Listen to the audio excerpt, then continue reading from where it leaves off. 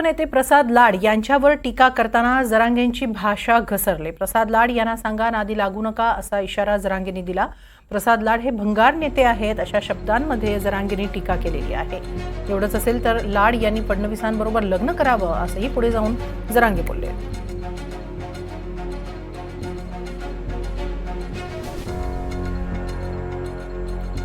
जालन्यातून बोलताना मनोज जरांगे यांनी लाड यांच्यावरही टीका केली। मात्र त्यांच्या याबाबत टीका करताना जरांगेंची जीभ चांगलीच घसरली।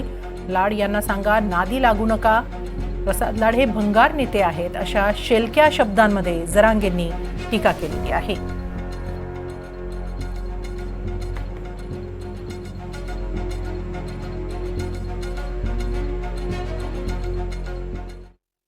मराठा आरक्षण या विषयावरनं ज्या पद्धतीमध्ये जरांगे पाटील साहेब देवेंद्रजींचं नाव घेऊन द्वेष करतायत, मला असं वाटतं की जरांगे पाटील साहेबांना डीडी नावाचा रोग झाला आहे।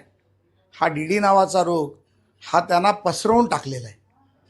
देवेंद्र द्वेष हा फक्त करायचा, परंतु ज्या राज्याच्या तत्कालीन मुख्यमंत्र्यांनी 60 वर्षात जे होऊ शकलं नाही ते 2017-18 साली मराठा आरक्षण दिलं।